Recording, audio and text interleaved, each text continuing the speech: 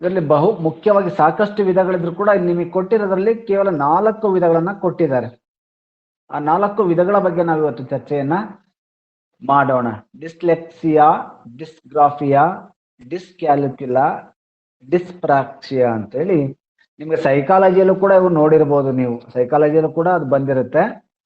ಹಾಗಾಗಿ ಆ ದೃಷ್ಟಿಯಲ್ಲಿ ಕೆಲವೊಂದು ಅಂಶಗಳನ್ನ ಚರ್ಚೆ ಮಾಡುವಂತ ಪ್ರಯತ್ನವನ್ನ ನಾವೀಗ ಮಾಡೋಣ. ಓಕೆ, ಇದರಲ್ಲಿ ಮುಖ್ಯವಾಗಿ ಸಾಕಷ್ಟು ವಿಚಾರಗಳು ಈಗಾಗಲೇ ಚರ್ಚೆ ಮಾಡಿರೋದ್ರಿಂದ ಬಹುಶಃ ಇದು ಅತಿ ಮುಖ್ಯ ಅಂತಾನು ಕೂಡ ನಾನು ಭಾವಿಸ್ತೇನೆ.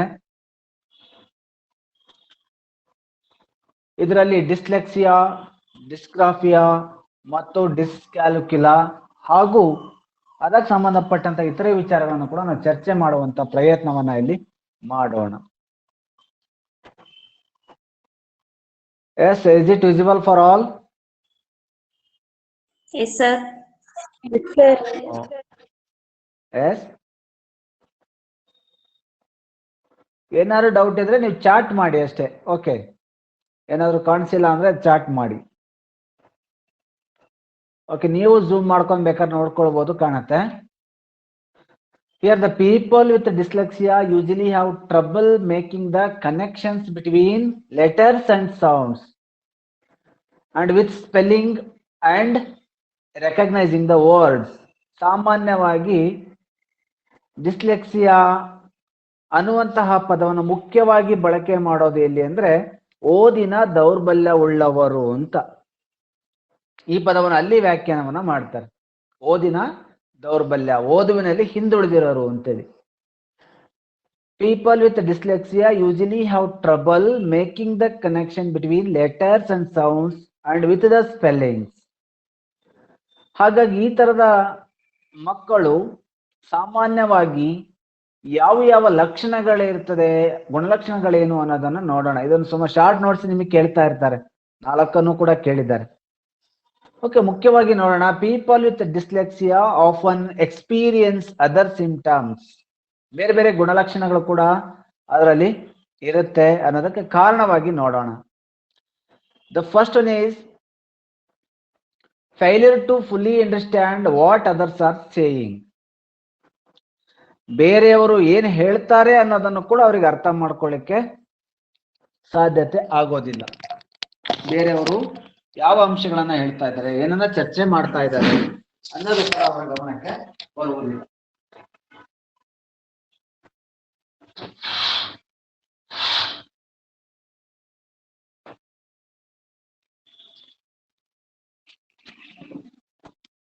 ಎರಡನೇದಾಗಿ difficulty organising written and spoken language. ಸಾಮಾನ್ಯವಾಗಿ ಎರಡನೇ ವಿಷಯದಲ್ಲಿ ಬಂದಾಗ difficulty organising written and spoken language, ಮಾತನಾಡಲು ಅಥವಾ ಬರೆಯುವ ಭಾಷೆಯಲ್ಲಿ ಕಷ್ಟ ಅನುಭವಿಸ್ತಾ ಇರ್ತಾರೆ. ಡಿಲೇಡ್ ಎಬಿಲಿಟಿ ಟು ಸ್ಪೀಕ್, ಮಾತನಾಡುವ ಸಾಮರ್ಥ್ಯ ಬಹಳಷ್ಟು ಕಡಿಮೆ ಇರುತ್ತೆ. ಪೂರ್ ಸೆಲ್ಫ್ ಎಕ್ಸ್ಪ್ರೆಷನ್, ಸಾಮಾನ್ಯವಾಗಿ ಕಡಿಮೆ ಸ್ವಯಂ ಅಭಿವ್ಯಕ್ತತೆ ಅವರ ಹತ್ರ ಇರುತ್ತೆ.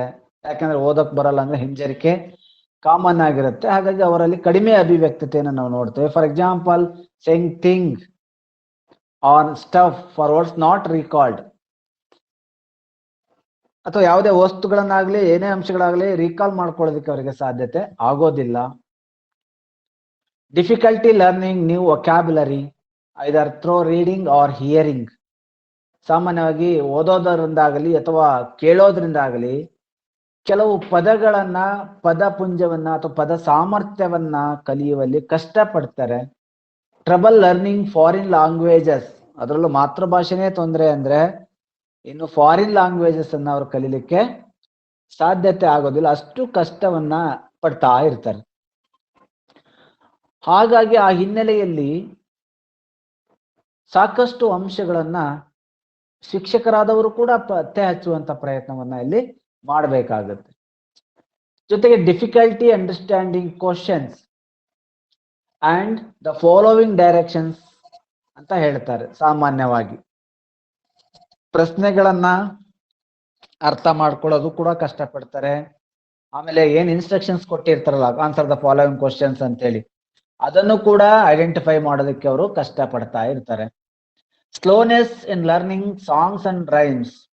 ಸಾಮಾನ್ಯವಾಗಿ ಹಾಡುಗಳನ್ನ ಮತ್ತು ಪದ್ಯಗಳನ್ನ ಕಲಿಯುವಲ್ಲಿ ಬಹಳಷ್ಟು ನಿಧಾನತೆ ಇರುತ್ತೆ. ಬಹಳಷ್ಟು ನಿಧಾನವನ್ನ ನಾವು ನೋಡ್ತೇವೆ. ಎಷ್ಟೋ ವಿದ್ಯಾರ್ಥಿಗಳನ್ನ ನೀವು ನೋಡ್ಬೋದಿತ್ತು. ಕಲಿಯುವಿಕೆಯಲ್ಲಿ ಎಷ್ಟು ಜನ ಹಿಂದುಳಿತಾರೆ. ಹಾಡುಗಳೇ ಮರ್ತೋಗುತ್ತೆ, ಮುಂದಿನ ಲೈನೇ ಮರ್ತೋಗುತ್ತೆ, ಮುಂದಿನ ಪದನೇ ಮರ್ತೋಗುತ್ತೆ. ಹಾಗಾಗಿ ಈ ತರದ ಸಮಸ್ಯೆಗಳು ಕೂಡ ಇರುತ್ತೆ. ದೆನ್ ಪೂರ್ ಸ್ಪೆಲ್ಲಿಂಗ್ ಮಿಸ್ಟೇಕ್, ಬಹಳ ತಪ್ಪು ಹೇಳ್ತಾನೆ, ತಪ್ಪು ಬರೀತಾನೆ. ಹೇಳ್ಬೇಕಾದ್ರೂ ತಪ್ಪು ಹೇಳ್ತಾನೆ, ಬರೀಬೇಕಾದ್ರೂ ಕೂಡ ತಪ್ಪುಗಳನ್ನ ಹೇಳ್ತಾನೆ. ಹಾಗಾಗಿ ಆ ಒತ್ತಕ್ಷರಗಳು ಅಥವಾ ಗುಣಿತಾಕ್ಷರಗಳು ಅಥವಾ ಸಂಯುಕ್ತಾಕ್ಷರಗಳು, ಸ್ಪೆಲ್ಲಿಂಗ್, ಇವೆಲ್ಲವೂ ಕೂಡ ಅವನ ಗಮನಕ್ಕೆ ಬರೋದಿಲ್ಲ. Then difficulty recalling numbers in sequence. For example telephone numbers and address, ಅದನ್ನ ನೆನಪಿಟ್ಕೊಳ್ಳೋದಕ್ಕೆ ಅವನ ನಂಬರ್ ಅವನಿಗೆ ನೆನಪಿರಲ್ಲ. ಅವನ ಫೋನ್ ನಂಬರ್ ಅನ್ನ ಅವನು ಇದ್ರಲ್ಲಿ ಬರ್ಕೊಂಡಿರ್ತಾನೆ, ಬೇರೆಯವರಿಗೆ ಹೇಳ್ತಾನೆ ಮತ್ತೆ ಆ ಫೋನ್ ನಂಬರ್ ಅನ್ನ. ಅಥವಾ ಅವನ ಅಡ್ರೆಸ್ ಅನ್ನ ಪದೇ ಪದೇ ನೋಡ್ಬೇಕು, ಅದನ್ನ ಹೇಳ್ಬೇಕು. ನಮ್ದು ಎಕ್ಸಾಮ್ ಯಾವಾಗಿದೆ ಡೇಟು ಪದೇ ಪದೇ ನೋಡ್ಬೇಕು, ಮತ್ತೆ ಅದನ್ನ ಹೇಳ್ಬೇಕು. ಮತ್ತೆ ಆಗನ್ಕಂಡ್ರಲ್ಲ ಡಿಸ್ಲೆಕ್ಸಿಯಾ ಅಲ್ಲ, ಕೆಲವರು ಆ ತರದ ವಿದ್ಯಾರ್ಥಿಗಳು ಇರ್ತಾರೆ ಅನ್ನುವಂಥ ಭಾವನೆಯಲ್ಲಿ ಪ್ರಸ್ತಾಪ ಆಗುತ್ತೆ. ಓಕೆ, ಈ ತರದ ಉದ್ದೇಶಗಳನ್ನ ಇಟ್ಕೊಂಡು ಏನ್ ಮಾಡ್ತಾ ಇದ್ದಾರೆ, ಪ್ರಶ್ನೆಗಳನ್ನಾಗಲಿ ಅಥವಾ ಉತ್ತರಗಳನ್ನಾಗಲಿ ನೀಡುವಂತ ಪ್ರಯತ್ನವನ್ನ ಮಾಡೋದು. ಹಾಗಾದ್ರೆ ಈ ತರ ಇರುವಂತಹ ವಿದ್ಯಾರ್ಥಿಗಳಿಗೆ ಸಂಬಂಧಪಟ್ಟಂತ ಪರಿಹಾರಗಳು ಏನು ಇಲ್ವೇ? ಏನಾದ್ರೂ ಪರಿಹಾರಗಳಿದೆಯಾ ಅಂತ ಪ್ರಶ್ನೆಗಳನ್ನ ಮಾಡ್ಕೊಳ್ಳೋದಾದ್ರೆ, ಈ ತರದ ವಿದ್ಯಾರ್ಥಿಗಳಿಗೆ ಸಾಮಾನ್ಯವಾಗಿ ಈ ಓದಿನ ದೌರ್ಬಲ್ಯ ಯಾಕಾಗತ್ತೆ ಅನ್ನೋದನ್ನ ಪತ್ತೆ ಹಚ್ಕೊಳ್ಬೇಕು. ದೃಷ್ಟಿಯ ಅಥವಾ ಶ್ರವಣ ದೋಷದ ಚಿಕಿತ್ಸೆ ಮಾಡಿಸ್ಬೇಕು ಫಸ್ಟ್. ಉದಾಹರಣೆಗೆ ಪ್ರೈಮರಿ ಲೆವೆಲ್ ನಲ್ಲಿ ಕಣ್ಣುಗಳ ದೋಷ ಅಥವಾ ದೃಷ್ಟಿ ದೋಷ ಬಂದಿರುತ್ತೆ, ಅದಕ್ಕೆ ಚಿಕಿತ್ಸೆಯನ್ನ ಕೊಟ್ರೆ ಮಾತ್ರ ಅನುಕೂಲ ಆಗುತ್ತೆ. ಆ ದೃಷ್ಟಿಯಲ್ಲಿ ಪ್ರಯತ್ನಗಳನ್ನ ಮಾಡಬೇಕು. ಪರಿಹಾರ ಕಾರ್ಯಕ್ರಮಗಳು ಏನು ಅನ್ನೋದ್ರ ಗೊತ್ತಾಗುತ್ತೆ. ಜೊತೆಗೆ ಮಕ್ಕಳಿಗೆ ಪೌಷ್ಟಿಕ ಆಹಾರ ಒದಗಿಸ್ಬೇಕು. ಇವೆಲ್ಲ ಸಮಸ್ಯೆನೆ ಬಂದ್ಬಿಟ್ಟಿದೆ, ಚಿಕ್ಕ ವಯಸ್ಸಿನಲ್ಲಿ ಬಂದಿದೆ ಅಥವಾ ದೊಡ್ಡವರಾದ್ಮೇಲೂ ಕೂಡ ಅದು ಬರ್ಲಿಕ್ಕುಂಟು. ಅದಕ್ಕಿಂತ ಮುಂಚಿತವಾಗಿ ನಾವು ಅವರಿಗೆ ಸಮಸ್ಯೆಗೆ ಪರಿಹಾರವನ್ನ ಕೊಡುವಂತ ಪ್ರಯತ್ನವನ್ನ ಮಾಡಬೇಕು.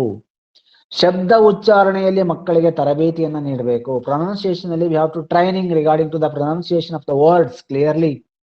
That is the main intention of the teacher. ಅಥವಾ ಮನೆಯಲ್ಲಿ ಆ ಶಬ್ದ ಯಾಕೆ ಉಚ್ಚಾರಣೆ ಸರಿ ಇಲ್ಲ ಅಂದಾಗ ನಾವೇ ಮೊದಲು ಫೈಂಡ್ ಔಟ್ ಮಾಡಿ ಅದನ್ನ ಉಚ್ಚಾರಣೆ ಮಾಡುವಲ್ಲಿ ಪ್ರಯತ್ನವನ್ನ ಮಾಡಬೇಕು.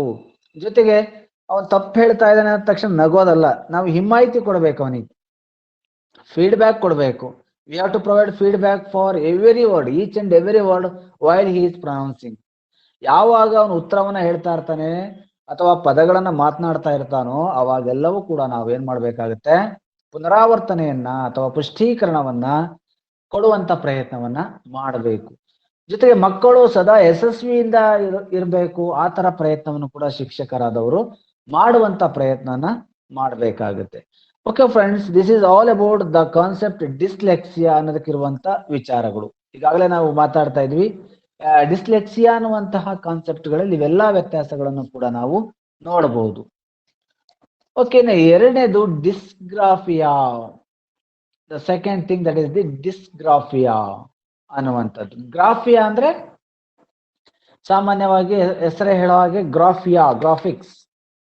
ಗ್ರಾಫಿಯಾ ಅಂದ್ರೆ ಏನು? ಪ್ರತ್ಯೇಕವಾಗಿಯೇ ಬರವಣಿಗೆ ದೌರ್ಬಲ್ಯ ಉಳ್ಳವರು ಅಂತ. ಡಿಸ್ಲೆಕ್ಸಿಯಾ ಅಂದ್ರೆ ಓದಿನಲ್ಲಿ ದೌರ್ಬಲ್ಯ ಉಳ್ಳವರು ಅಂತ.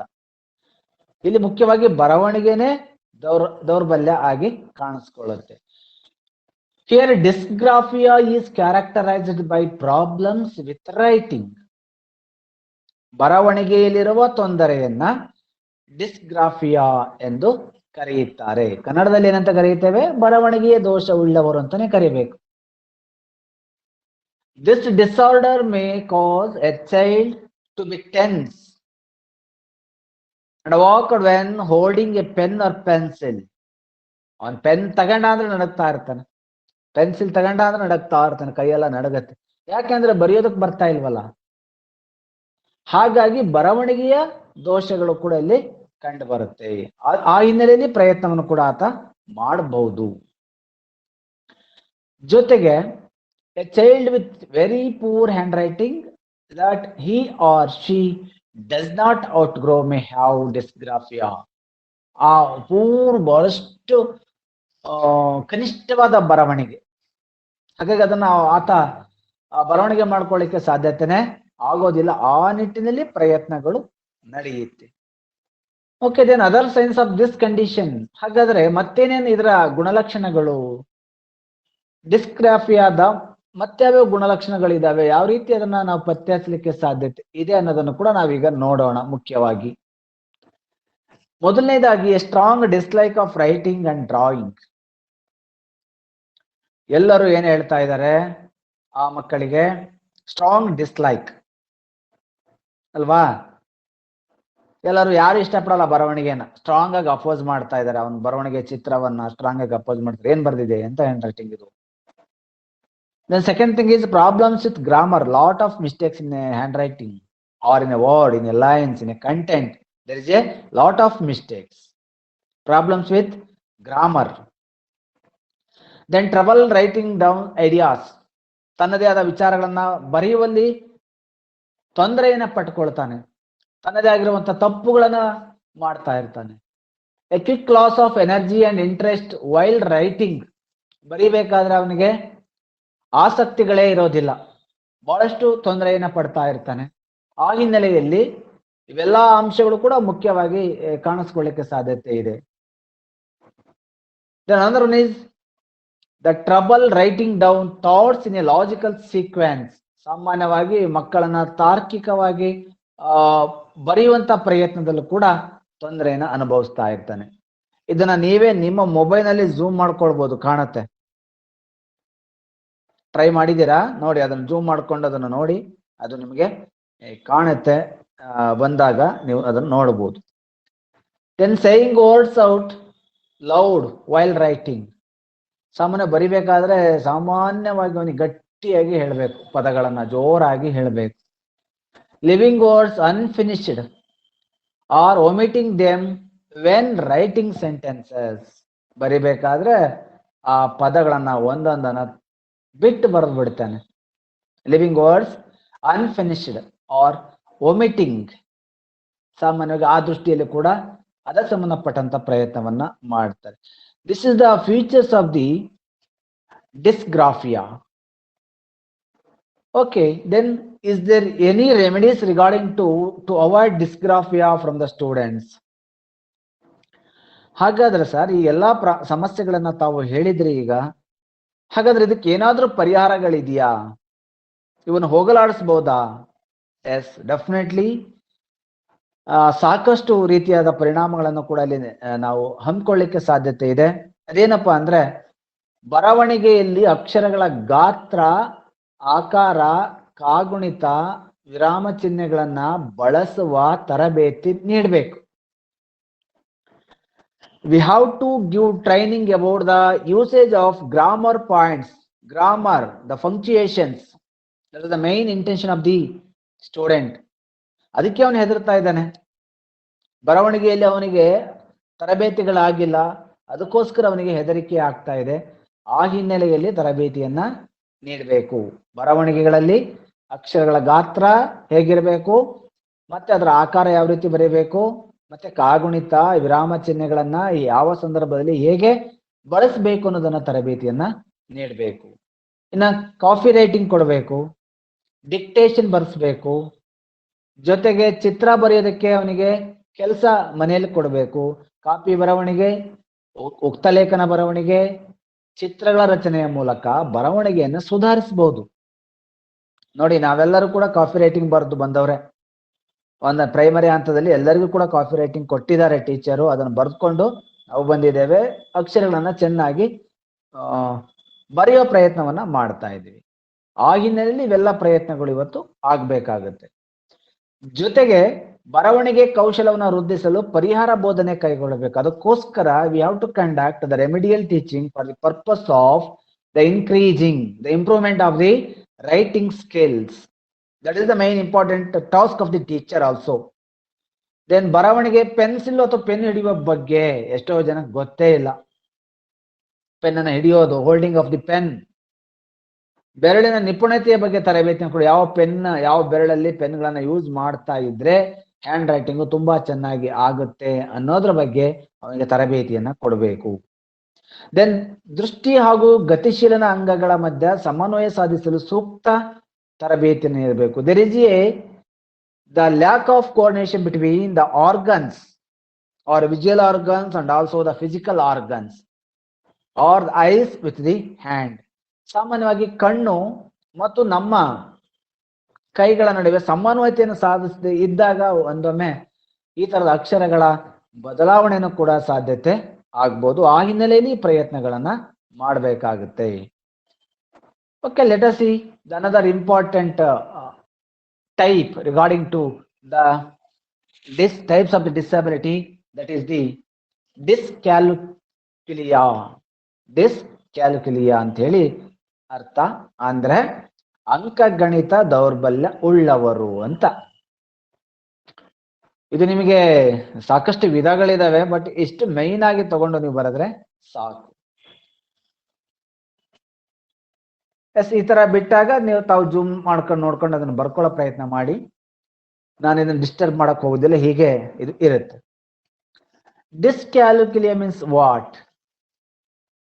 Signs of this disability include problems understanding basic arithmetic concepts such as fractions, number lines, and positive and negative numbers. ನೋಡಿ, ನೆನ್ಪು ಮಾಡ್ಕೊಳ್ಳಿ, ನೀವು ಗಣಿತದಲ್ಲಿ ಪ್ಲಸ್ಗೆ ಮೈನಸ್ ಅಂತ ಇದ್ರಿ, ಮೈನಸ್ಗೆ ಡಿವೈಡೆಡ್ ಬೈ ಅಂತ ಇದ್ರಿ, ಅಥವಾ ಡಿವೈಡೆಡ್ ಬೈಗೆ 8 ಅಂತ ಇದ್ರಿ. This is common for all the children in the primary stages, but there is a remedy is there to avoid these types of dyscalculia. ಅಂದ್ರೆ ಅಂಕಗಣಿತ ದೌರ್ಬಲ್ಯ ಉಳ್ಳವರು ಅಂತ. Sign of this disability include problems understanding the basic arithmetic concepts such as fractions, number lines. ಅಂದ್ರೆ ಅಂಕಗಣಿತದ ಪರಿಕಲ್ಪನೆಗಳಲ್ಲಿ ಅರ್ಥ ಮಾಡಿಕೊಳ್ಳುವಲ್ಲಿ ಅಸಮರ್ಥತೆಯನ್ನು ಹೊಂದೋದನ್ನ ಡಿಸ್ಕ್ಯಾಲ್ಕುಲಿಯಾ ಎಂದು ಕರೆಯುತ್ತಾರೆ. ಅಂಕಗಣಿತದಲ್ಲಿ ದೌರ್ಬಲ್ಯವುಳ್ಳ ವಿದ್ಯಾರ್ಥಿಗಳು ಎಂದು ಕರೆಯುತ್ತಾರೆ.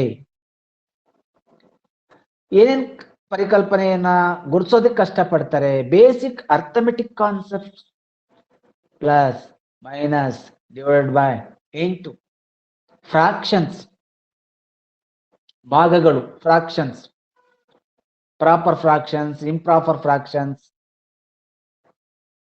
ಅಲ್ವಾ, ಮಿಕ್ಸ್ಡ್ ಫ್ರಾಕ್ಷನ್ಸ್, ಫ್ರಾಕ್ಷನ್ಸ್ ಭಿನ್ನರಾಶಿಗಳನ್ನ ಗುರುತಿಸೋದಲ್ಲಿ. ನಂಬರ್ ಲೈನ್ಸ್, ಸ್ಟ್ರೈಟ್ ಲೈನ್ ಯಾವುದು ಅಥವಾ ಟ್ರಯಾಂಗಲ್ ಯಾವುದು, and positive and negative numbers, negative number ಯಾವುದು, ಪಾಸಿಟಿವ್ ನಂಬರ್ ಯಾವುದು. ಓಕೆ, ಇದರಲ್ಲಿ ಡಿಫಿಕಲ್ಟಿಯನ್ನ ನಾವು ನೋಡಬಹುದು. Okay, what are other symptoms may include difficulty with math related word problems. ಗಣಿತ ಸಂಬಂಧಿಸಿದಂತಹ ಸಮಸ್ಯೆಗಳು, ಬಿಡಿಸುವ ಸಮಸ್ಯೆಗಳು, ವರ್ಡ್ ಪ್ರಾಬ್ಲಮ್ಸ್ ಕೊಟ್ಟಿರ್ತಾರಲ್ವಾ, ದೊಡ್ಡ ದೊಡ್ಡ ಹೇಳಿಕೆ ರೂಪದಲ್ಲಿರುವಂತಹ ಲೆಕ್ಕಗಳು. Trouble making change in cash transactions, ಹಣ ವ್ಯವಹಾರದಲ್ಲಿ 10 ರೂಪಾಯಿ ಕೊಟ್ರೆ ವಾಪಸ್ ಎಷ್ಟು ತಗೊಂಡೆ, ಎಷ್ಟು ತಗೊಳ್ಬೇಕು, ಅಥವಾ ಎಷ್ಟಿದೆ, counting the money is also important. Messiness in putting math problems on paper. ಪೇಪರ್ ಮೇಲೆ ಮ್ಯಾಥ್ ಪ್ರಾಬ್ಲಮ್ ಅನ್ನ ಮಾಡೋದಕ್ಕೂ ಕೂಡ, ಅವನು ಬಿಡಿಸೋದಕ್ಕೂ ಕೂಡ ತೊಂದರೆಯನ್ನ ಪಡ್ತಾ ಇರ್ತಾನೆ. Trouble recognising logical information sequences. For example, steps in math problems. ಎಷ್ಟೋ ಕಡೆ ಕೆಲವು ಸ್ಟೆಪ್ಸ್ ಬರುತ್ತೆ ಈ ಆಲ್ಜಿಬ್ರಾದಲ್ಲಿ ಅಥವಾ ಜಿಯೋಮೆಟ್ರಿಯಲ್ಲಿ. ಸ್ಟೆಪ್ಸ್ ಗಳನ್ನ ಇಟ್ಕೊಂಡು, ಅಥವಾ ಅರ್ಥಮೆಟಿಕಲ್ಲೂ ಕೂಡ ಬರುವಂತದೆ, ಆ ಹಂತಗಳನ್ನ ನಿಭಾಯಿಸುವಲ್ಲಿ ಅವನು ತೊಂದರೆಯನ್ನ ಪಡ್ತಾ ಇರ್ತಾನೆ. Trouble with understanding the time sequence of events. ಎಷ್ಟೋ ವಿದ್ಯಾರ್ಥಿಗಳಿಗೆ ಟೈಮ್ ಹೇಳೋದಕ್ಕೆ ಬರೋದಿಲ್ಲ, ಗಡಿಯಾರದ ಲೆಕ್ಕ ಮಾಡಿ ಹೇಳೋಕ್ಕಾಗೋದಿಲ್ಲ, ನಿಮಿಷಗಳಲ್ಲಿ ತೊಂದರೆ ಮಾಡ್ಲಿಕ್ಕೆ ಬರೋದಿಲ್ಲ. ಆ ಹಿನ್ನೆಲೆಯಲ್ಲಿ ಪ್ರಯತ್ನಗಳು ನಡೆಯುತ್ತೆ. Difficulty with verbally describing math process. ಸಾಮಾನ್ಯವಾಗಿ ಗಣಿತದ ನಿಯಮಗಳನ್ನ ಹೇಳೋದಕ್ಕೂ ಕೂಡ ಸಮಸ್ಯೆಯನ್ನ ಎದುರಿಸ್ತಾ ಇರ್ತಾನೆ. ಆ ಹಿನ್ನೆಲೆಯಲ್ಲಿ ಪ್ರಯತ್ನಗಳು ಕೂಡ ಇಲ್ಲಿ ನಡೆಯಬೇಕು. Yes my dear students, this is all about the concept of the dyscalculia. ಹಾಗಾದ್ರೆ ಅಂಕಗಣಿತದ ದೌರ್ಬಲ್ಯವುಳ್ಳ ಮಕ್ಕಳು ಅನ್ನೋದಕ್ಕಿರುವಂತ ಕೆಲವು ಅಂಶಗಳು. ಹಾಗಾದ್ರೆ ಏನ್ ಪರಿಹಾರ ಕಾರ್ಯಕ್ರಮಗಳೇನು? What are the remedies for these types of children? Okay, we have to give assignment or exercise to write 1 to 20 numbers. ಅಭ್ಯಾಸ ಕಾರ್ಯದ ಮೂಲಕ 1 ರಿಂದ 20ರವರೆಗೆ ಸಂಖ್ಯೆಗಳನ್ನ ಬೋಧಿಸಬೇಕು. The second thing is ವೈವಿಧ್ಯ ಅನುಭವಗಳ ಮೂಲಕ ಸಂಖ್ಯೆಗಳ ಪುನರ್ ಕಲಿಕೆಗೆ ಸಹಾಯ ಮಾಡಬೇಕು. ಹೊಸದಾಗಿ ಕಲಿಯುವಂತ ಪ್ರಯತ್ನವನ್ನ ಮಕ್ಕಳಿಗೆ ಮಾಡಿಕೊಡುವಂತ ಪ್ರಯತ್ನವನ್ನ ಮಾಡಬೇಕು. ಮಗ್ಗಿಗಳನ್ನ ಚಟುವಟಿಕೆಗಳ ಮೂಲಕ ಬೋಧಿಸಬೇಕು. The table should learn from the activities. Activity ಮುಖ್ಯನ ಕಲ್ತ್ರವನಿಗೆ ನೆನಪಿರುತ್ತೆ. 1 1 1 1 2 1 1 1 1 2 2 1 3 3. With actions we have to teach the tables for these students. ಮಗ್ಗಿ ಪುಸ್ತಕಗಳನ್ನ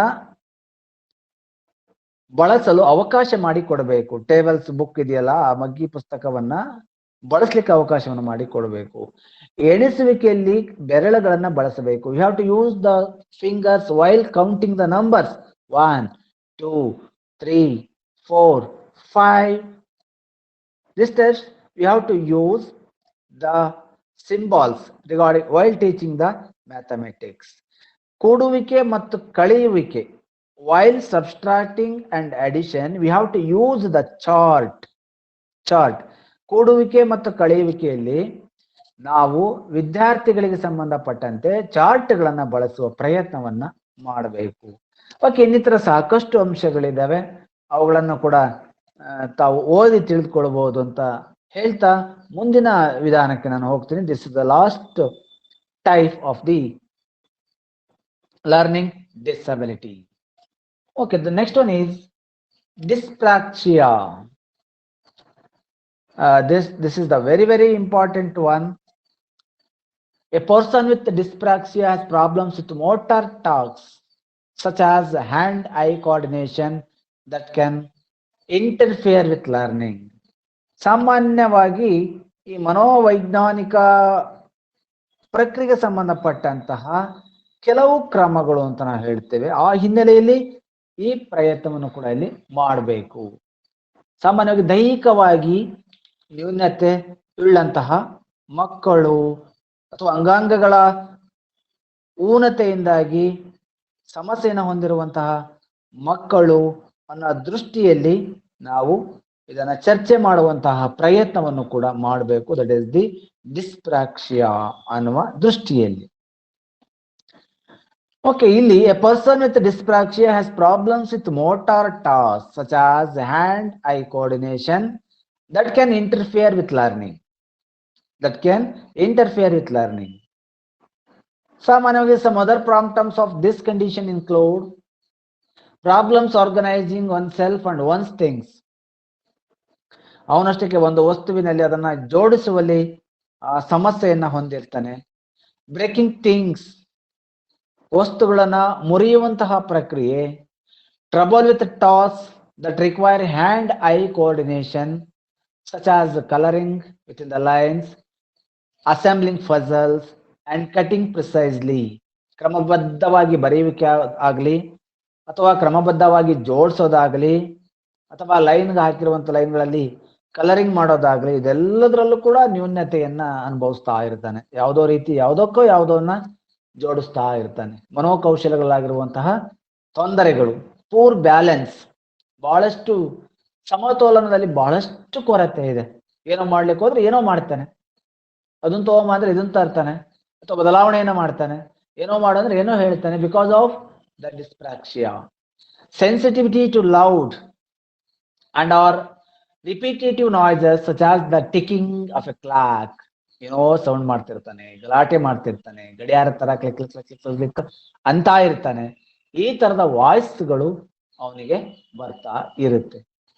S my dear students, these types of the students always sensitivity to touch, including irritation over the some works. ಸಾಮಾನ್ಯವಾಗಿ ಈ ತರದ ಕೆಲಸಗಳನ್ನ ಇಟ್ಕೊಂಡು ಆ ಪ್ರಯತ್ನವನ್ನು ಕೂಡ ಅಲ್ಲಿ ಮಾಡ್ಲಿಕ್ಕೆ ಸಾಧ್ಯತೆ ಇದೆ. ಹಾಗಾಗಿ ಇವೆಲ್ಲ ತೊಂದರೆಗಳಿದ್ದಾಗ ನಾವು ಅನೇಕ ಕಾರ್ಯಕ್ರಮಗಳನ್ನ ಕೈಗೊಳ್ಳುವ ಕೆಲಸವನ್ನ ಮಾಡಬೇಕು. Yes my dear students, this is all about the concept of the dyspraxia. ಇದೆಲ್ಲ ವಿಚಾರಗಳು ಕೂಡ ಮುಖ್ಯವಾಗಿ ಡಿಸ್ಪ್ರಾಕ್ಸಿಯಾಗೆ ಸಂಬಂಧಪಟ್ಟಂತಹ ಅಂಶಗಳೇ. ಆ ಹಿನ್ನೆಲೆಯಲ್ಲಿ ನಾವು ಇದನ್ನ ಇವತ್ತು ಚರ್ಚೆಯನ್ನ ಮಾಡ್ತಾ ಇದ್ವಿ ಅಷ್ಟೇ.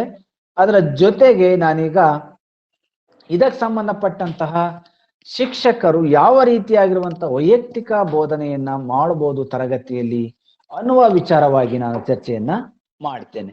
ಇನ್ನು 5 ನಿಮಿಷದಲ್ಲಿ ನಾನು ಈ ತರಗತಿಯನ್ನ ಮುಗಿಸುವಂತ ಪ್ರಯತ್ನವನ್ನ ಮಾಡ್ತೇನೆ. ಇದರ ಜೊತೆಗೆ ಮುಖ್ಯವಾಗಿ ನಾವು ಸಾಕಷ್ಟು ಹಂತಗಳಲ್ಲಿ ಸಾಕಷ್ಟು ದೃಷ್ಟಿಯನ್ನಿಟ್ಟುಕೊಂಡು ಕೂಡ ಪ್ರಯತ್ನವನ್ನ ಇಲ್ಲಿ ಮಾಡಬೇಕಾಗುತ್ತೆ. ಆ ಹಿನ್ನೆಲೆಯಲ್ಲಿ ಇದು ಅತ್ಯುತ್ತಮವಾದ ಪ್ರಯತ್ನ ಅಂತ ನಾನು ಕೂಡ ಭಾವಿಸ್ತೇನೆ.